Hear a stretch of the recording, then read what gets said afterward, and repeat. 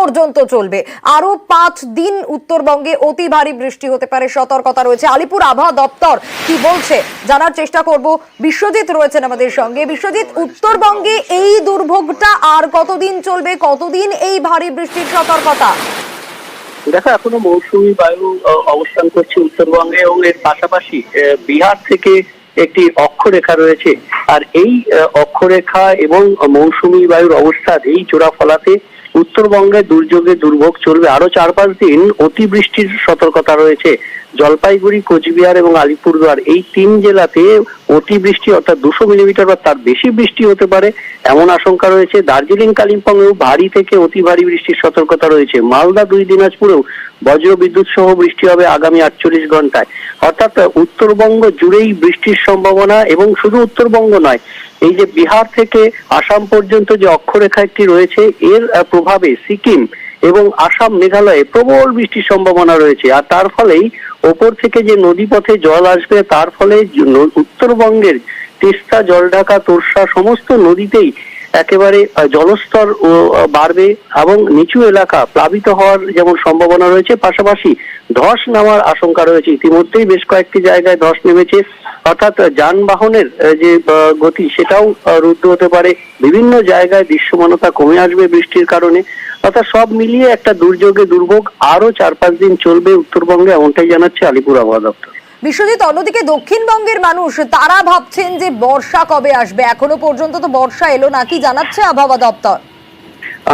গত কয়েকদিনে সেই সম্ভাবনা না দেখলেও আবহাওয়া দপ্তর বিজ্ঞানীরা বলছেন যে আগামী 3-4 দিনে এই বর্ষার অগ্রগতি হতে পারে। অর্থাৎ যেখানে থমকে আছে গত 31শে মে ইসলামপুরে পৌঁছেছিল, অর্থাৎ উত্তরবঙ্গে প্রায় 8 দিন আগেই বর্ষা নির্ধারিত সময়ের ঢুকে পড়েছিল, কিন্তু তারপরেই তার গতি রুদ্ধ হয়ে যায় এবং আগামী 3-4 দিনে সেই গতি পাবে মৌসুমী বায়ু, অর্থাৎ দক্ষিণ পশ্চিম মৌসুমী বায়ু। দক্ষিণবঙ্গের অর্থাৎ গাঙ্গেয় পশ্চিমবঙ্গের কিছু জেলা এবং উত্তরবঙ্গের বাকি যে জেলা রয়েছে অর্থাৎ মালদা সহ নিচের দিকের যে অংশ, সেখানেও এই মৌসুমী বায়ু পৌঁছে যাবে আগামী 3-4 দিনের মধ্যে। আবহাওয়াবিদরা যা জানাচ্ছেন তাতে বুধবার দক্ষিণবঙ্গে বর্ষা প্রবেশের প্রবল সম্ভাবনা। তার আগে আজ এবং কাল যেমন বজ্রবিদ্যুৎ সহ বৃষ্টি হবে, আগামীকাল থেকে আবহাওয়ার একটা পরিবর্তন হবে এবং প্রাক বর্ষার বৃষ্টি অর্থাৎ মেঘলা আকাশ, বৃষ্টি, দফায় দফায় বৃষ্টি, এই বৃষ্টি শুরু হতে পারে আগামী কাল বা পরশু থেকে দক্ষিণবঙ্গে। অর্থাৎ সোমবার থেকে আবহাওয়ার পরিবর্তন এবং প্রাক বর্ষার বৃষ্টি শুরু এবং বুধবার নাগাদ বর্ষা ঢুকতে পারে দক্ষিণবঙ্গে, এমনটাই ইঙ্গিত দিচ্ছে আলিপুর আবহাওয়া দপ্তর। আর এবার হাওড়ার দিকে নজর রাখবো, কারণ সেখানে দিনে দুপুরে খাল চুরি হয়ে যাচ্ছে। দিনের পর দিন আবর্জনা ফেলে ভরাট করা হচ্ছে, সেখানেই তৈরি হচ্ছে বাড়ি, দোকান। স্থানীয়রা দাবি করছেন খাল সংস্কারের উদ্যোগ নিক প্রশাসন।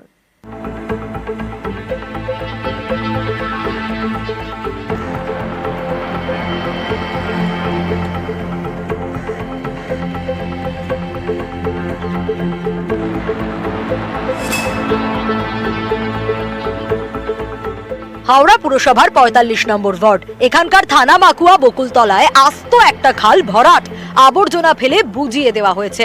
দিনে দিনে এই ভরাট করা অংশ দখল হয়ে যাচ্ছে, তৈরি হচ্ছে একের পর এক বাড়ি, দোকান। আমরা এখানে বোর্ডিং করাতাম, স্নান করতাম, মাছ ধরতাম, পাস হতো। আগে ছিল এখানে কয়েকটা বাড়ি, এখন পুরো ভর্তি হয়ে গেছে। আন্দুল রোডের পাশে থানা মাকুয়া স্কুল, এখান থেকে নাজিরগঞ্জের গঙ্গা, প্রায় 1.5 কিলোমিটার লম্বা খাল। একটা সময় এই খালের জল ব্যবহার করতেন স্থানীয়রা, পরে এলাকার জল নিকাশির কাজে বড় ভরসা হয়ে ওঠে।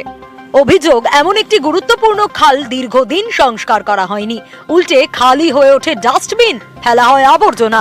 এখন খাল শুকিয়ে খটখটে, বুঝিয়ে দেওয়া অংশ জবরদখল হয়ে যাচ্ছে। সেখানেই কেউ বাড়ি করে থাকছেন, কেউ দোকান করছেন।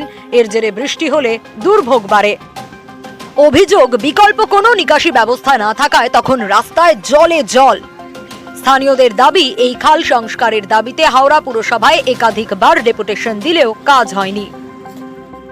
বাড়ির ভিতরে জল ঢুকে যাচ্ছে, রাস্তা পুরো ডুবে যাচ্ছে, খাল ভর্তি হয়ে পুরো।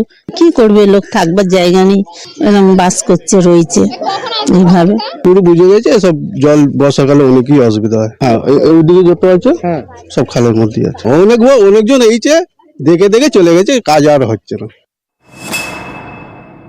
যদি কেউ জবরদখল করে তাহলে তো আমরা আইনানুগ ব্যবস্থা নেব, তার জন্য তাকে ওখান থেকে তুলে দেওয়া হবে, সে যেই হোক। এবং একই সাথে আমরা ইরিগেশনকে রিকোয়েস্ট করব যে খালের দৈর্ঘ্য দেখে তারা যত শীঘ্র সম্ভব সেই খালের সংস্কার করার জন্য এইচএমসির পক্ষ থেকে গিয়ে ওখানে আমরা ইন্সপেকশন করে এবং যারা ওখানে এনক্রোচ করছে দরকার হলে আমাদের প্রশাসনের সাহায্য নিয়ে তাদেরকে ওখান থেকে সরিয়ে দেওয়া হয়। এই খালই একমাত্র এই গোটা এলাকার নিকাশি ব্যবস্থাকে সাজিয়ে রাখত। আর এই জবরদখলকারী এবং খাল অপরিষ্কার হওয়ায় সমস্যায় প্রায় 20 থেকে 25,000 মানুষজন। কবে হুঁশ ফিরবে প্রশাসনের, তাই এখন নজরদারিতে আর আশায় বসে রয়েছে বকুলতলার মানুষজনেরা।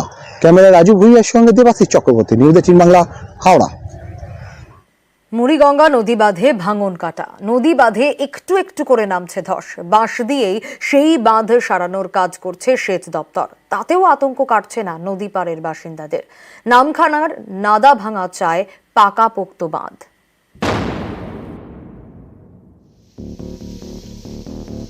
মে মাসে আছড়ে পড়ে ঘূর্ণিঝড় রেমাল, ক্ষতিগ্রস্ত হয় মুড়িগঙ্গার নদী বাঁধ। দক্ষিণ 24 পরগনার নামখানার নাদাভাঙা গ্রামে প্রায় 70 ফুট বাঁধে ধস নামে। সেই বাঁধ সারানোর কাজ করছে সেচ দপ্তর। বসানো হচ্ছে বাঁশ, কিন্তু ভয় কাটছে না নদী পাড়ের বাসিন্দাদের। আমাদের তো চড়ার কাছ থেকে নাদাভাঙা গ্রাম ছিল, আচ্ছা, ভেঙে ভেঙে ভেঙে ভেঙে এই পর্যন্ত এসেছে। বহু লোকের ঘর বাড়ি ছিল, সব ভেঙে ভেঙে চলে গেছে। দেখলাম তো একটা অস্থায়ীভাবে কাজ হচ্ছে, এটা কি থাকবে? না, থাকবে না। এই তো এই কটালে একটা দুটো জোয়ারে ভেঙে যাবে। স্থায়ীভাবে কোনো ঘর বাড়ি বা চাষবাস করা যাচ্ছে না, আর খুব কষ্টে থাকি। নাদাভাঙার পাশ দিয়ে বয়ে গিয়েছে মুড়িগঙ্গা। বারবার এই গ্রাম প্রাকৃতিক দুর্যোগের মুখে পড়েছে। ভেঙেছে নদী বাঁধ, তলিয়ে গিয়েছে জমি। এই এলাকায় একসময় সবজি চাষ হতো, সেসব এখন বন্ধ। ভাঙনের জেরে একটু একটু করে ছোট হচ্ছে নাদাভাঙা। এবার ঘূর্ণিঝড় রেমালের জেরে নদী বাঁধে ধস নামে। তারপরেও নদীর স্রোতে একটু একটু করে ভাঙছে বাঁধ। এই বাঁধ সারানোর কাজ করছে সেচ দপ্তর, কিন্তু ভয় কাটছে না বাসিন্দাদের। তারা বলছেন বাঁশ দিয়ে সাময়িকভাবে ভাঙন আটকানো সম্ভব। সামনে আসছে কোটাল, তারপর বর্ষা, তখন কি হবে? বাঁধ অনেক দূর ছিল আমাদের বাঁধ, কিন্তু পরপর খেয়ে তো আমাদের এই গাছ কাছকে এসে গেছে। স্থায়ীভাবে কোনো কাজ হচ্ছে না, এবং আমরা চাচ্ছি আমরা বোল্ডার ফেলা বা ভালোভাবে পিচিং হোক, বা আমাদের আইলামাদের মতন বাঁধ হোক।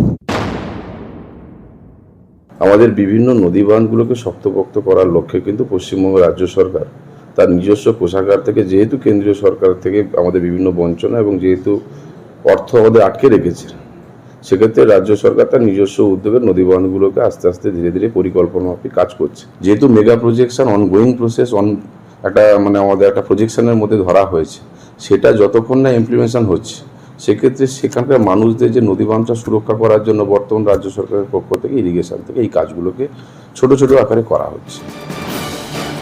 নামখানা থেকে বিশ্বজিৎ হালদার, নিউজ 18 বাংলা। হাসপাতালে ভর্তি অভিষেক বন্দ্যোপাধ্যায়। আজই অভিষেক বন্দ্যোপাধ্যায়ের অস্ত্রোপচারের সম্ভাবনা রয়েছে। অস্ত্রোপচারের জন্যই হাসপাতালে ভর্তি। আরো বিস্তারিত জানবো, অনুপ আমাদের প্রতিনিধি রয়েছেন আমাদের সঙ্গে। অনুপ, কিছুদিন আগেই অভিষেক বন্দ্যোপাধ্যায় সম্প্রতি এক্স হ্যান্ডেলেও পোস্ট করেছিলেন যে চিকিৎসার জন্য তিনি বেশ কিছুদিনের বিরতি নিচ্ছেন এবং হাসপাতালে ইতিমধ্যেই ভর্তি তিনি। অভিষেক বন্দ্যোপাধ্যায় তিনি কিন্তু বেশ কয়েকদিন আগে লিখেছিলেন এবং সেখানে কিন্তু কয়েকদিনের জন্য বিরতি নিচ্ছেন এমনটা জানিয়েছেন চিকিৎসার জন্য। মূলত আজকে সকালবেলা দেখা গেল অভিষেক বন্দ্যোপাধ্যায় তিনি বাইপাসে করে একটি বেসরকারি হাসপাতাল, সেখানে তিনি একেবারে সকালবেলায় সেই হাসপাতালে পৌঁছলেন এবং তার ছোট্ট মাইক্রো সার্জারি হওয়ার কথা রয়েছে, এমনটাই কিন্তু আজকাল সূত্রে জানতে পারা যাচ্ছে। অভিষেক বন্দ্যোপাধ্যায় ইতিমধ্যেই তিনি কিন্তু হাসপাতালে পৌঁছেছেন এবং ভর্তির যে প্রক্রিয়া তিনি কিন্তু এই মুহূর্তে হাসপাতালের ভিতরেই আছেন এবং আজকে এটাকে হাসপাতাল থেকে ছেড়ে দেওয়া হবে বলে এমনটাই কিন্তু জানতে পারা যাচ্ছে মাইক্রো সার্জারির পরবর্তী সময়। বেশ।